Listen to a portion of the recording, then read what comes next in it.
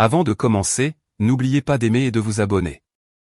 C'était un samedi matin frais à Austin, Texas, et je me tenais pieds nus dans la cuisine, sirotant ma deuxième tasse de café, quand Denise a finalement décidé de parler. Je ne t'aime plus, Ryan. Elle l'a dit comme si elle annonçait la météo, calme, inexpressive, sans même lever les yeux de sa tasse. Les mots n'ont pas explosé. Ils ont gelé toute la pièce. Mes doigts se sont crispés autour de l'anse de ma propre tasse avant même que je réalise que je retenais mon souffle. « Tu quoi » ai-je demandé, les yeux plissés, la voix plus dure que je ne l'avais voulu. Elle a pris une lente gorgée, levant enfin les yeux vers moi avec ce détachement froid qu'elle avait maîtrisé au fil des ans. Denise, ma femme depuis 9 ans, la même femme qui avait ri si fort qu'elle en avait pleuré lors d'un désastre de tarte de Thanksgiving. La femme qui me regardait maintenant comme une étrangère légèrement gênante. « Je ne t'aime pas » répéta-t-elle, d'un ton plat comme du granit. « Ça fait un moment. »« Alors qu'est-ce qu'on fait là, bon sang » ai-je claqué. « Pourquoi faire semblant ? Pourquoi prendre le petit déjeuner ensemble ? Pourquoi agir comme ça ? Je ne fais pas semblant, a-t-elle coupé, posant sa tasse avec un léger cliquetis. Tu es. Je la regardais avec incrédulité. C'est moi qui fais semblant, Denise. Tu viens de lâcher une bombe nucléaire sur notre mariage devant un café. Tu es tellement dramatique, marmonna-t-elle en me dépassant. Va voir un thérapeute. Débrouille-toi. Je me suis retourné, la suivant d'une voix maintenant plus forte. Tu penses que c'est parce que je suis brisé. Tu penses que le fait que tu t'éloignes de tout ce que nous avons construit est mon problème. Je n'ai jamais dit que je m'éloignais, dit-elle par-dessus son épaule, juste que je prenais du recul émotionnellement. C'est tout. C'était tout. Elle n'a pas pleuré. Elle n'a pas crié. Elle n'a même pas tressailli. Elle était de glace. J'avais l'impression d'avoir été effacé de ma propre vie. Denise, pourquoi maintenant ? Pourquoi comme ça ? Elle n'a pas répondu. Elle a juste marché jusqu'au réfrigérateur et a sorti un yaourt comme si nous n'étions pas au milieu d'un effondrement émotionnel complet. Tu sais quoi, ai-je dit, essayant de rester calme. D'accord. Tu veux que j'aille en thérapie ? Je vais le faire, mais pas pour la raison que tu penses. Elle haussa un sourcil. Je vais prouver que ce n'est pas moi qui suis brisé. Denise esquissa un sourire faible et sarcastique. Bonne chance avec ça. C'était tout. Pas de câlin, pas d'excuses, pas de regrets. Elle s'est retournée et a quitté la cuisine comme si elle n'avait pas juste divisé mon monde en deux. Je suis resté là, stupéfait. La maison autour de moi est devenue soudain trop silencieuse, trop propre. Le bourdonnement du réfrigérateur semblait plus fort que mon rythme cardiaque. Je suis Ryan, 38 ans, ingénieur civil. Je conçois les maisons de rêve des autres pour gagner ma vie. La nôtre, 4 chambres, 2 salles de bain et demi, des parquets en chêne blanc, des comptoirs en granit. Le genre d'endroit qu'on verrait dans un catalogue. Mais rien de tout cela n'avait d'importance maintenant parce que la femme qui avait jadis rendu cette maison vivante se déplaçait maintenant comme dans un musée. Elle n'était pas en colère. Ça aurait été plus facile. Elle était indifférente.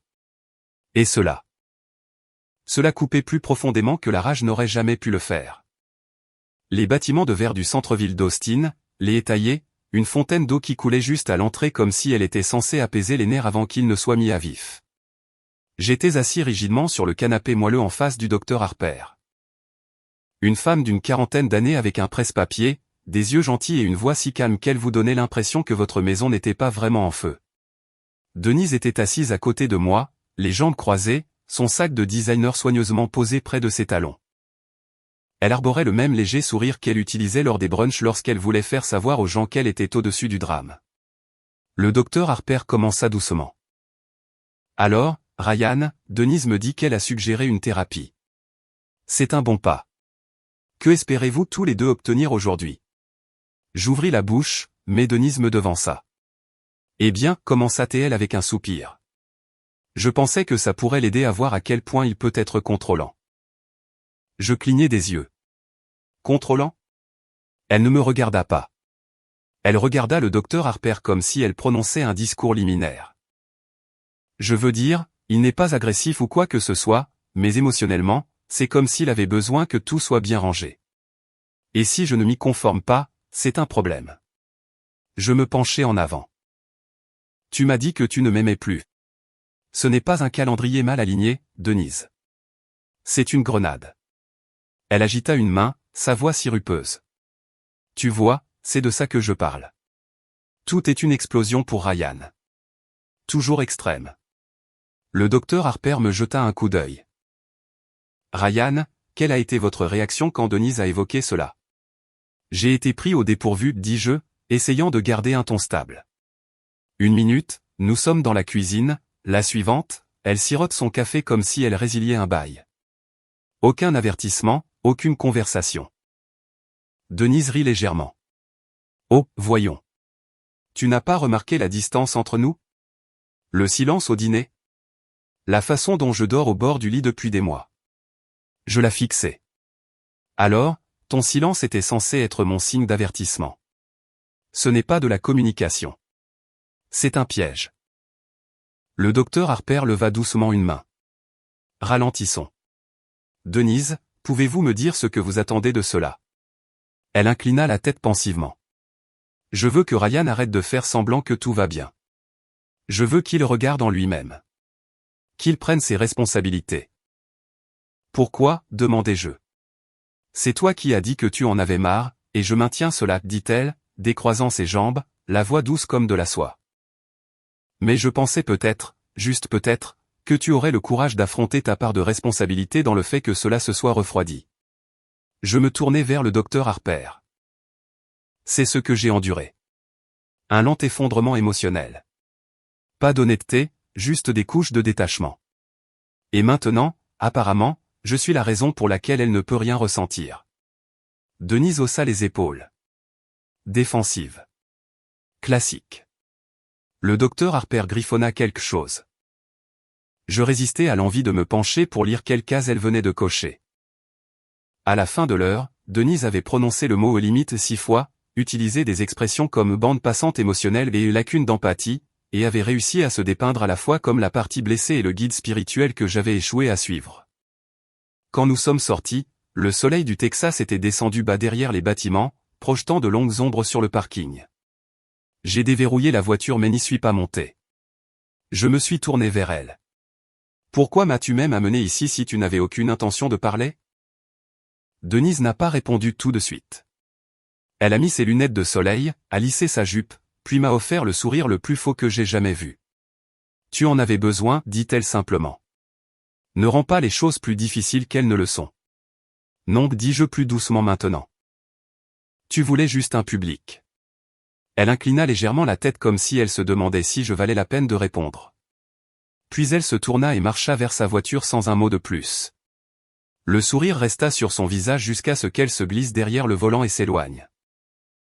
Je suis resté là un instant de plus, seul dans le coucher de soleil orange, me demandant quand la femme que j'avais épousée avait appris à traiter le silence comme une lame. Le toit terrasse était éclairé de guirlandes lumineuses et d'une musique douce. Le genre de playlist censé être ignoré. Des reprises acoustiques, des rythmes doux, rien de trop audacieux. Le genre de soirée où tous les verres de vin se ressemblent et où personne n'admet s'ennuyer. Je me tenais près de la table des boissons, sirotant un whisky soda quand Denise s'approcha, parfaitement apprêtée dans une robe de soirée bleu marine soyeuse qui bougeait comme si elle avait répété son entrée. Elle cliqua son verre contre le mien. Aux soirées civiles et à la croissance émotionnelle, dit-elle. J'ai haussé un sourcil. C'est étrangement précis. Elle m'a fait ce même sourire répété de la thérapie. Eh bien, je me suis dit qu'on resterait mature ce soir. Pas de scène, pas de drame. Je n'avais pas réalisé qu'il y avait un risque que je mette le feu à quoi que ce soit, dis-je sèchement. Oh, Ryan, rit-elle, effleurant mon bras comme si j'étais un vieux chien charmant qui s'était aventuré dans un espace d'adulte. Tu es si réactif parfois. Avant que je puisse répondre, elle s'éloigna et se dirigea droit vers le groupe près de la balustrade. Des amis que nous connaissions tous les deux depuis des années. Des collègues, des voisins, le genre de personnes qui disent des choses comme on devrait tous faire un brunch et ne le pensent jamais. Puis elle l'a fait. Se tenant droite, verre levé comme si elle portait un toast à des fiançailles. Elle a dit assez fort pour que tout le monde entende, et tout le monde, je voulais juste dire que Ryan et moi avons décidé de vivre séparément pendant un certain temps. Mon verre s'est figé à mi-chemin de ma bouche. Elle a jeté un coup d'œil au visage stupéfait. C'est mutuel, a-t-elle ajouté rapidement. Et sain. Nous nous donnons de l'espace. C'est une chose vraiment positive. Le silence qui a suivi était vif. On pouvait presque entendre le disque se rayer dans l'esprit de quelqu'un. Quelques hochements de tête polis. Un gars a éclairci sa gorge. Notre ami Jenna a marmonné quelque chose sur le courage de cette annonce. Je n'ai pas dit un mot. Denise a croisé mon regard, s'attendant à ce que je dise quelque chose qui prouverait qu'elle avait raison, que j'étais le froid, l'instable, l'homme dont elle devait se distancier pour sa sécurité émotionnelle. Mais à la place, je me suis tourné vers la seule autre personne à cette fête qui n'avait pas parlé, Emma. La sœur cadette de Denise. Emma était arrivée tard et était maintenant appuyée contre une jardinière avec sa présence habituelle et tranquille. Veste en jean sur une robe simple. Pas de maquillage, pas de masque. Et, Emma dis-je assez fort pour que le groupe entende. Puisqu'il va y avoir une chambre vide, et si tu emménageais à la place. Toutes les conversations autour de nous se sont arrêtées comme une aiguille tombée. Emma a cligné des yeux. Quoi? Je lui ai fait un sourire détendu, levant mon verre. C'est une blague, en quelque sorte.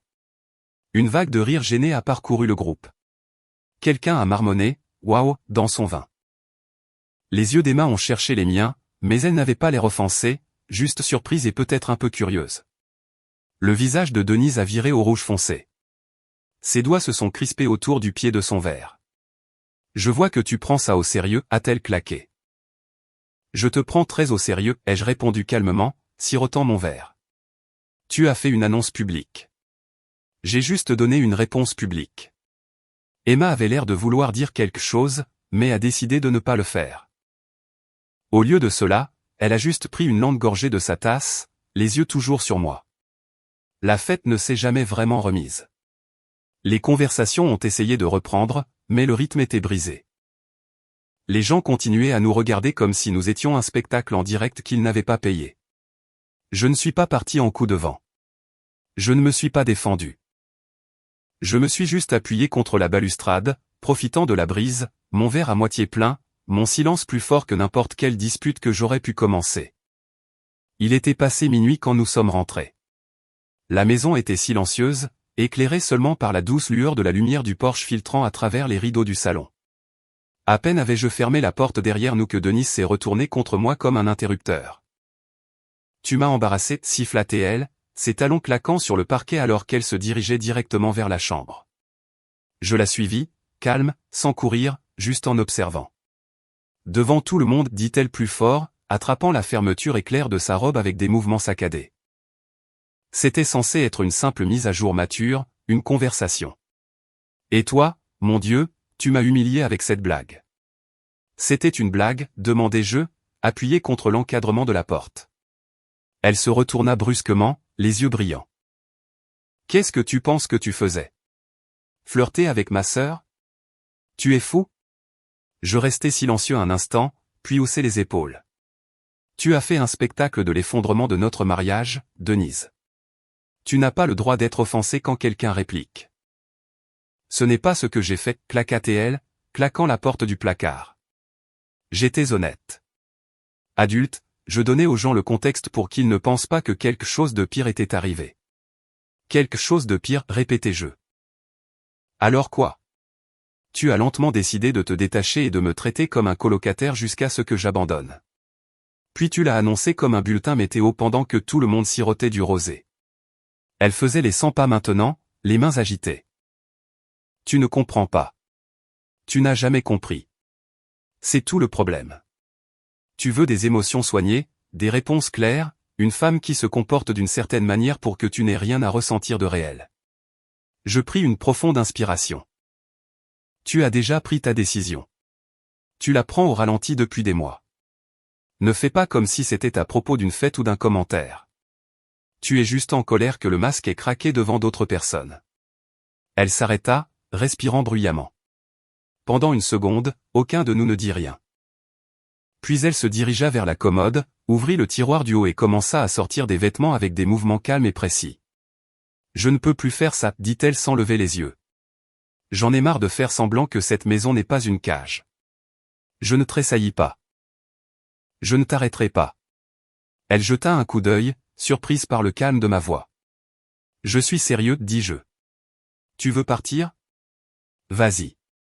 Mais ne reste pas là à attendre que je te supplie. J'ai fini de jouer ce rôle. Elle hésita. Tu ne t'en soucies plus. Je m'en soucie, dis-je simplement. Mais je ne me battrai pas pour quelqu'un qui est déjà parti émotionnellement. Tu as fait ton départ il y a des semaines, Denise. Ce n'est qu'une formalité. Cela la frappa. Je le vis à la façon dont ses épaules se raidirent. Pourtant, elle continua à emballer pulls, jeans, articles de toilette, soigneusement pliés comme si elle partait pour un week-end, pas en quittant son mari. Elle fit une pause à l'entrée avec son sac sur une épaule, balayant la pièce du regard. Tu me laisses vraiment partir? Je l'ai déjà fait, répondis-je. La nuit où tu as dit que j'avais besoin de thérapie juste pour te survivre. Elle baissa les yeux vers le sol pendant une longue seconde, puis donna un petit hochement de tête sec, et elle sortit. Pas de claquement de porte, pas d'insulte finale, juste le doux bruit de ses pas s'éloignant, suivi du clic de la porte d'entrée et du murmure du vent à travers la moustiquaire du porche. Je restai seul dans la chambre, la porte du placard toujours ouverte, son parfum persistant légèrement dans l'air. Pas de colère, pas de supplication, juste la paix, une paix lourde et silencieuse. Le matin après le départ de Denise fut étrangement calme. Pas de pas fâchés dans le couloir. Pas de porte de placard claquant en signe de protestation passive. Juste les oiseaux dehors et l'odeur du café d'hier que je n'avais pas terminé. J'étais dans la cuisine, tasse à la main, regardant fixement par la fenêtre quand mon téléphone a vibré. Emma, étais-tu sérieuse à propos de mon déménagement ou était-ce juste une blague pour gâcher la fête? Je fixai l'écran pendant une seconde, mon pouce en suspens. Puis j'ai tapé, moi? Retrouve-moi pour un café dans 1 heure. Le même endroit où tu me traînes toujours quand tu es en ville. Elle a répondu instantanément, Emma, déjà à mi-chemin. Je réfléchis vite. Le café était un petit coin douillet que Denise prétendait toujours être trop bohème à son goût. Emma, en revanche, l'avait adoré depuis la première fois que je les y avais emmenés il y a des années. Les baristas la connaissaient par son nom. Je ne l'ai jamais vue commander la même chose 2 fois. Elle était déjà assise à une table près de la fenêtre quand je suis arrivé. Même veste en jean, cheveux attachés cette fois, un peu en désordre, pas de maquillage. Elle avait l'air fatiguée, mais réelle. Je me suis glissé sur le siège en face d'elle.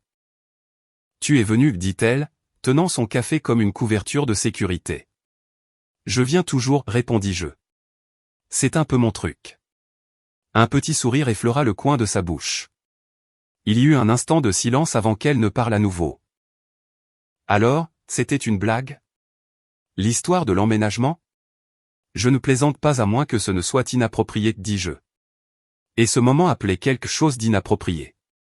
Elle rit doucement. C'est vrai. Je l'observai un instant. Elle avait l'air de vouloir dire quelque chose mais essayait de décider si le risque en valait la peine. Tu as l'air de quelqu'un qui a une histoire, dis-je. Emma prit une profonde inspiration. Denise a dit à mes parents que j'étais émotionnellement instable et que je causais des problèmes dans son mariage. Mon cœur se serra. Elle quoi? Elle leur a dit que je m'immisçais. Que j'étais trop proche de toi. Que j'étais. Elle s'interrompit et secoua la tête, clignant des yeux avec difficulté. Ils m'ont mise dehors, on dit que j'avais besoin de trouver des limites et d'arrêter de m'immiscer dans votre vie. Je m'adossai lentement. Emma, je ne savais même pas qu'elle avait dit tout ça jusqu'à ce que ma mère me lise le SMS que Denise lui avait envoyé. Elle a fait comme si j'étais une sorte de petite harceleuse bizarre qui ne pouvait pas lâcher le mari de sa grande sœur. Ma mâchoire se serra. C'était quand? Il y a 1 semaine, peut-être plus. J'ai dormi dans ma voiture pendant 3 nuits avant qu'une amie ne me laisse squatter son canapé. Elle poussa un soupir tremblant, mais ça va bientôt se terminer. Son fiancé revient de déploiement. Et oui, elle l'a dit comme si ce n'était rien. Comme si vivre avec un sac était une phase que l'on traverse, comme des allergies saisonnières. Emma, dis-je doucement. Tu aurais pu venir me voir. Je ne voulais pas faire partie des retombées, dit-elle. Tu avais déjà assez à gérer. Tu en as toujours, répondis-je. Mais j'ai une chambre d'amis maintenant. des draps propres, une connexion Wi-Fi rapide, et personne pour te dire de rester à ta place. Elle me regarda, surprise. Tu proposes vraiment? Je ne fais pas de propositions en l'air. Tu le sais. Elle regarda sa tasse pendant un long moment, puis hocha la tête. D'accord, dit-elle doucement. Je vais prendre juste pour un petit moment. Le moment semblait petit, mais le changement était réel. La tension entre nous n'était pas lourde. C'était une curiosité tacite, une compréhension silencieuse, et sous tout cela, un courant constant de quelque chose que je n'avais pas ressenti depuis des semaines. La confiance se reconstruisait, pièce par pièce fragile. C'est étrange ce qui change l'ambiance d'une maison. Pas les murs, pas la peinture, pas même le silence. C'est la façon dont quelqu'un plie une couverture sans qu'on le lui demande. La façon dont une tasse de café apparaît comme par magie devant vous avant même que vous ayez dit que vous en aviez besoin. La musique douce qui joue dans une autre pièce. Pas pour le spectacle, juste parce que quelqu'un a besoin d'une lumière de fond quand il nettoie. Emma s'est installée discrètement. Pas de fanfare, juste un seul sac de voyage et un hochement de tête reconnaissant alors qu'elle entrait dans la chambre d'amis. Dès le 3e jour, elle avait réorganisé l'étagère à épices, trouvé une chaussette perdue que j'avais abandonnée depuis longtemps, et remplacé les 2 ampoules LED vives du couloir par des plus douces. Elle n'a pas demandé, elle a juste remarqué. Ça ne te dérange pas, demanda-t-elle un matin, désignant du doigt les nouvelles serviettes de cuisine qu'elle avait achetées. Je secouai la tête, souriant. Tu penses que j'ai déjà choisi une serviette de ma vie? Elle rit, faisant glisser une assiette d'œufs sur le comptoir, juste pour que ça ressemble moins à un hôtel et plus à une maison avec un cœur. Quelques soirs plus tard, nous étions à un barbecue entre amis. Rien de grand. Burger, cornol, une glacière qui aurait dû être 3. Je n'avais même pas réalisé que quelqu'un avait pris la photo avant le lendemain. Emma et moi étions assis sur les marches arrière, tous les deux riant de quelque chose. Je ne me souviens même plus de quoi. Mais sur la photo, je suis en plein rire, la tête penchée en arrière, et elle est légèrement penchée vers moi, souriant comme elle ne l'avait pas fait depuis des semaines. Ce n'était pas romantique. Ce n'était pas posé, mais ça avait l'air chaleureux. Ça s'est retrouvé en ligne, tagué, partagé. Je n'y ai pas beaucoup pensé avant 2 jours plus tard, la sonnette a retenti à 9h. Denise, cheveux lisses, gloss sur les lèvres, portant ce pull à épaules dénudées qu'elle sortait les soirs où elle voulait avoir l'air décontractée et éblouissante. J'ai ouvert la porte mais ne me suis pas écarté. Puis-je entrer, demanda-t-elle, ses yeux furetant derrière moi dans le couloir. Je ne pense pas que ce soit une bonne idée, dis-je calmement. Sa voix se brisa, à peine perceptible, mais je l'entendis. J'ai vu la photo. Je m'appuyai sur l'encadrement de la porte. La plupart d'Austin aussi, apparemment. Elle baissa les yeux. Tu as l'air heureux avec elle. Je ne répondis pas à Ryan, Je dois dire quelque chose, insista TL. J'ai fait une erreur. Je ne savais pas ce que je voulais et je pensais que l'espace aiderait, mais ça n'a pas été le cas. Ça m'a juste montré ce que j'avais perdu. Tu l'as perdu, demandai-je. Où tu l'as jeté? Elle tressaillit. Je n'essayais pas de te faire du mal. Mais tu l'as fait, dis-je, la voix basse mais ferme. Et maintenant tu es là à cause d'une photo, pas d'un appel téléphonique, pas d'une conversation, une photo. Elle avait l'air de vouloir argumenter, mais les mots ne vinrent pas. Au lieu de cela, elle murmura, je t'aime toujours. Je l'étudiai un long moment, puis dit, tu aimes être en contrôle. Ryan, je ne suis pas en colère, l'interrompis-je. Mais je ne suis pas disponible pour un 2e round de ton incertitude. Un long silence s'étira entre nous. Finalement, elle hocha lentement la tête, retenant quelque chose qu'elle ne voulait pas que je voie. D'accord, murmura-t-elle. Je ne lui claquai pas la porte au nez. Je ne l'ouvris juste pas plus largement. Elle se retourna, marchant lentement le long du chemin vers la nuit. À l'intérieur, Emma leva les yeux du canapé où elle était blottie avec un livre. C'était elle, n'est-ce pas? J'ai hoché la tête. Oui. Elle ne posa pas de questions, ne se réjouit pas, se contenta de brandir la télécommande. Tu veux finir le film ou t'asseoir en silence avec une glace? J'esquissai un sourire. Silence et glace. Abondamment. Elle se déplaça sur le canapé et tapota le coussin à côté d'elle. Et pour la première fois depuis longtemps, j'avais l'impression d'être exactement là où je devais être. Si cette partie vous parle, mettez un pouce bleu à la vidéo. Cette nuit-là, après la surprise de Denise, Emma est allée se coucher tôt. Elle a prétendu que c'était le livre qui l'avait fatiguée, mais je pouvais dire que son énergie avait chuté dès que la sonnette avait retenti. Je suis resté debout, feuilletant un film à moitié terminé en mode muet, le genre de bruit de fond que l'on ne regarde pas, mais que l'on a besoin d'entendre. Juste quelque chose pour remplir l'espace entre trop penser et trop ressentir. Vers 23h04, mon téléphone a vibré sur la table basse. Numéro inconnu, pas de nom enregistré. J'ai immédiatement su que c'était Denise. Le message était juste une photo. Un verre de vin faiblement éclairé cliquetait contre un autre de l'autre côté d'une table de dîner. Sa main, reconnaissable entre toutes, était dans le cadre, manucure fraîchement refaite. Puis vint le texte. Tout allait très bien. Je me suis assis, la lueur de l'écran éclairant mon visage comme un projecteur. J'ai tapé à nouveau sur le fil de discussion, mais le message avait disparu, supprimé, envolé comme s'il n'avait jamais existé. Mais je l'avais vu. Je savais ce que j'avais vu. Mon estomac s'est retourné, une étrange froideur s'installant dans ma poitrine. Je n'ai pas répondu. Je n'ai même pas fait de capture d'écran. J'ai juste fixé le fil de discussion vide jusqu'à ce que l'écran s'éteigne de lui-même. Quelque chose ne collait pas. La visite, les aveux émotionnels soudains, puis ce message.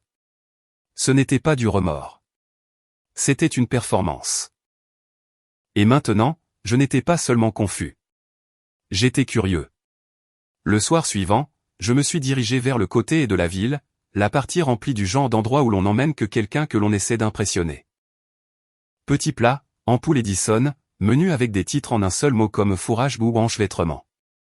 Et là, c'était le Bistro Elon, l'un des favoris de Denise. Je me suis garé de l'autre côté de la rue, vitre baissée, moteur éteint. Le doux murmure d'un trio de jazz flottait depuis la porte ouverte. Cela n'a pas pris longtemps. Elle était là, nichée dans une banquette d'angle près du patio arrière, cheveux bouclés, robe noire, talons hauts. En face d'elle, un homme que je ne reconnaissais pas se penchait, sa main effleurant la sienne alors qu'il riait devant une assiette partagée de quelque chose probablement hors de prix. Elle ne pleurait pas. Elle n'était pas anéantie. Elle avait l'air radieuse. Elle avait l'air libre. Le genre de liberté que l'on ne montre pas à quelqu'un qu'on vient de prétendre aimer encore. J'ai regardé depuis le siège du conducteur, la mâchoire serrée. Pas de colère encore, juste la confirmation. Quand il s'est penché et lui a murmuré quelque chose à l'oreille qui l'a fait rire, et qu'elle ne s'est pas écartée, j'ai laissé le moment s'installer. Je n'étais pas surpris. J'en avais fini d'être surpris. Il ne s'agissait pas de chagrin, d'espace ou de redécouverte. Il s'agissait de Denise qui mettait en scène son prochain acte, juste au cas où le premier ne fonctionnerait pas. Et je n'en faisais pas partie. J'ai démarré le moteur. Je n'ai pas pris de photos. Je ne suis pas entré. J'avais déjà ce dont j'avais besoin. La preuve n'est pas toujours en pixels. Parfois, c'est le regard dans les yeux de quelqu'un quand il ne pense pas que vous le regardez. Et ce que j'ai vu dans les siens, c'est qu'elle ne reviendrait jamais parce qu'elle n'était jamais vraiment partie. Cela a commencé par un coup de téléphone de Jared, l'un des rares amis qui était resté après la fête sur le toit. Elle a dit quoi, ai-je demandé en tenant le téléphone entre mon oreille et mon épaule pendant que je rinçais la vaisselle. Que tu couches avec Emma, dit-il doucement comme s'il partageait des secrets d'État. C'est pour ça qu'elle a déménagé, apparemment. Elle a dit qu'elle t'avait surpris aussi, et qu'Emma te courait après depuis des mois. Mec, la moitié du groupe de discussion la croit. J'ai posé l'assiette délicatement dans l'évier. Bien sûr, Denise n'a pas seulement brûlé les ponts. Elle a fait exploser toute la rue et a distribué des cartes me désignant. Après avoir raccroché, les SMS ont commencé à arriver. Marissa, je pensais vraiment que tu étais mieux que ça avec sa sœur.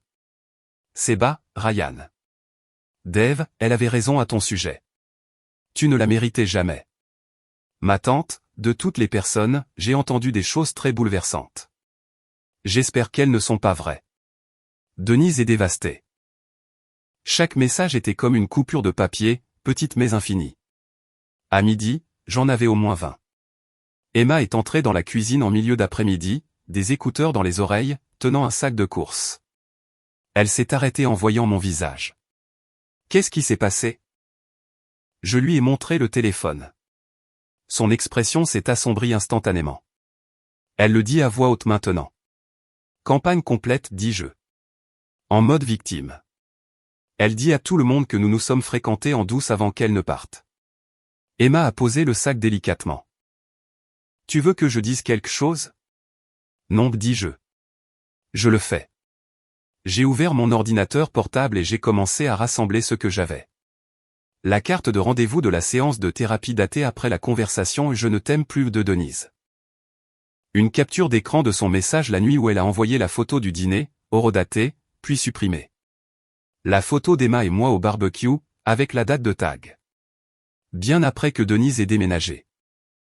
Une copie du texte où Emma m'a demandé pour la première fois si j'étais sérieux à propos de son déménagement. Puis j'en ai ajouté un de plus, une photo discrète de la fenêtre de ma voiture.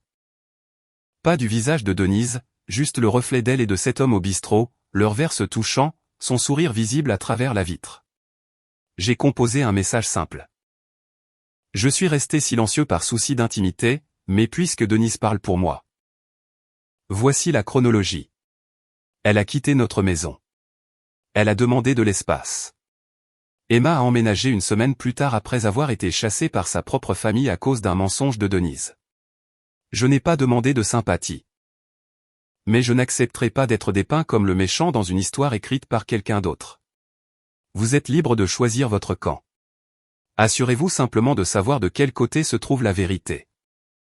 Joindre les fichiers. Appuyez sur Envoyer. Non seulement aux personnes qui m'avaient envoyé un message, mais à tout le monde. Le silence qui a suivi ressemblait au calme juste avant qu'un front de tempête ne change de direction. Cela n'a pas pris longtemps. Cette nuit-là, Jared a de nouveau envoyé un SMS. Jared, d'accord. Waouh. Je ne savais pas. Ça change tout. Puis Marissa. Marissa, je suis désolé. Je l'ai cru trop vite. C'est ma faute. Même ma tante a répondu, tante Carla, j'avais tort. Tu ne méritais pas ça. Ni Emma. Petit à petit, le vent a tourné. Un groupe de discussion où mon nom avait été traîné a discrètement supprimé le fil de discussion. Une invitation dont j'avais été exclu la semaine dernière a été soudainement renvoyée. Quelqu'un a même posté dans un groupe Facebook commun, parfois, les gens vous montrent qui ils sont vraiment, et vous devriez les croire la première fois. Et pourtant, je n'ai pas jubilé. J'ai juste montré à Emma les réponses au fur et à mesure qu'elles arrivaient. Elle en a lu quelques-unes, puis a croisé mon regard. Tu n'as pas fait ça pour les ramener de ton côté. Non, dis-je. Je l'ai fait pour pouvoir respirer à nouveau. Et dans le silence qui a suivi, je l'ai finalement fait. Le coup frappé n'était pas timide. C'était frénétique.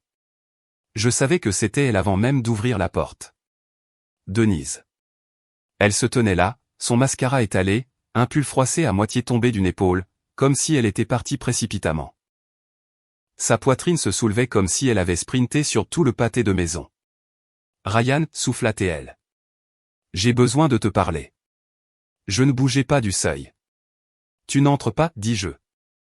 Elle cligna des yeux, surprise. Quoi? Pourquoi pas?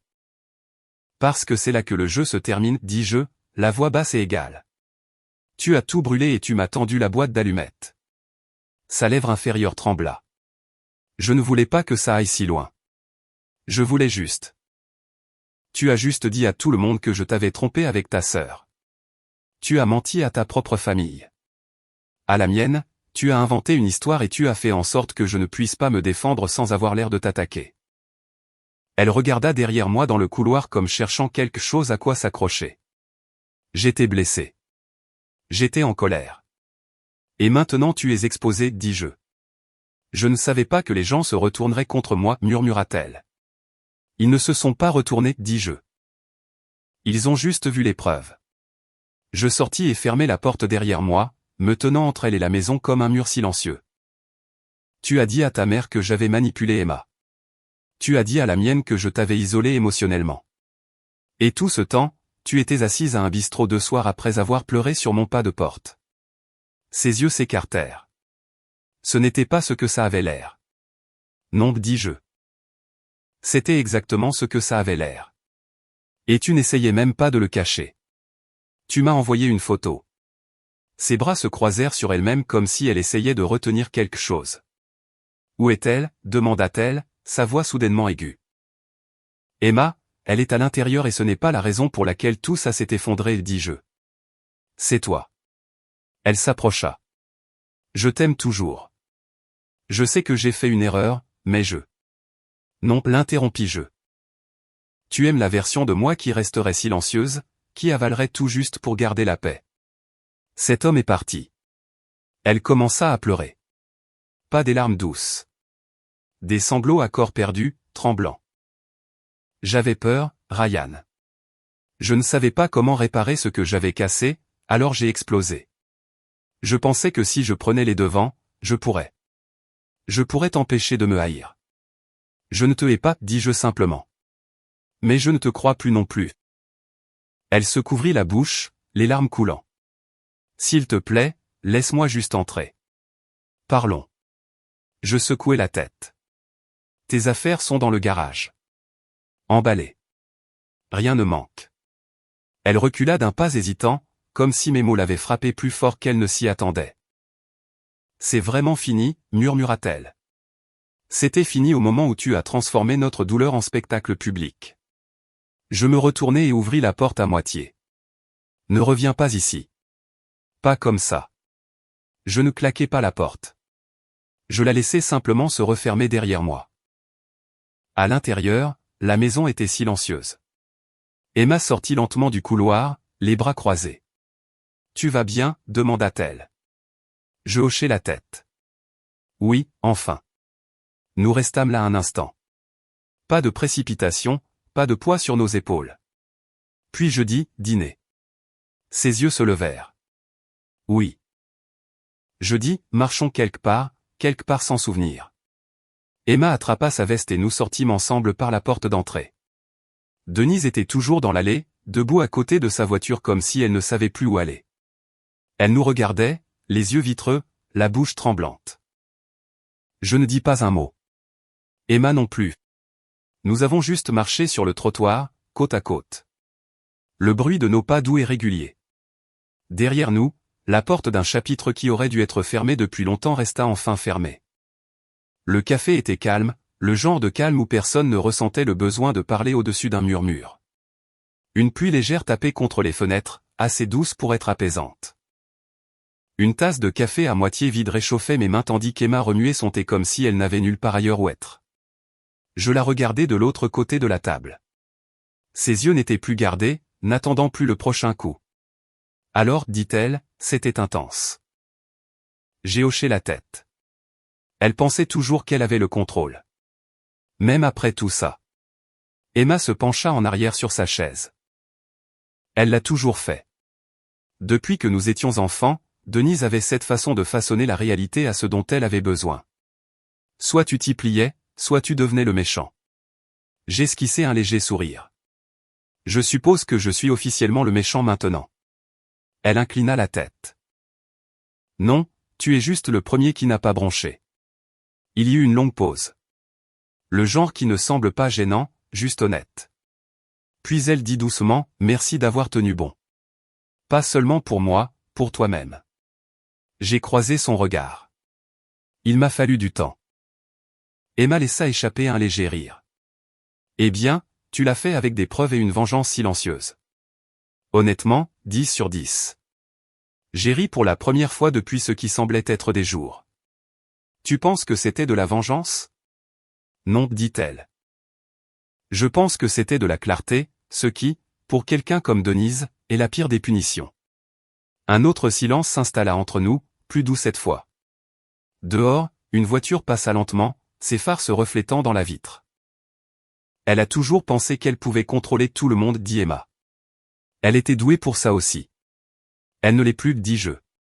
Le sourire d'Emma était petit, mais sûr. Pas toi. Nous n'avons pas fait de projet. Nous n'avons pas étiqueté ce que c'était. Nous nous sommes juste assis là, laissant le poids se soulever, laissant la chaleur s'installer. Et pour la première fois depuis longtemps, je ne regardais pas par-dessus mon épaule. J'étais juste ici, Et c'était suffisant. La librairie était presque vide. Fin décembre à Austin n'apporte pas de neige, mais elle apporte une sorte de calme, un air frais, des palans et des étagères qui semblent plus silencieuses d'une certaine manière. Je feuilletais un livre relié près de la fenêtre quand j'ai entendu une voix familière derrière moi. Ryan. Je me suis retourné. Denise. Elle avait l'air différente. Pas pire, pas meilleure. Juste changée. Ses cheveux étaient attachés en un chignon lâche et un manteau beige épousait sa silhouette. Dans ses bras, il y avait un enfant en bas âge, peut-être 1 an, emmitouflé dans du bleu doux, les yeux grands et curieux. Pas de bague à son doigt. Nous sommes restés là un instant. 2 personnes qui avaient autrefois tout partagé, maintenant incertaines de ce qu'il fallait même dire à voix haute. Elle a laissé échapper un petit rire essoufflé. Je ne pensais pas te croiser. J'ai hoché la tête une fois. Ça fait longtemps. Elle a regardé l'enfant dans ses bras. A souri tristement. Il s'appelle Caleb.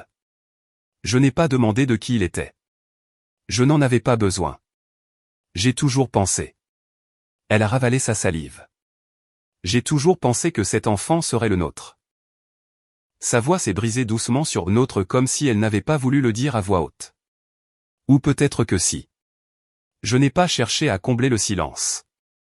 Ça ne faisait pas mal. Pas comme ça aurait pu le faire autrefois.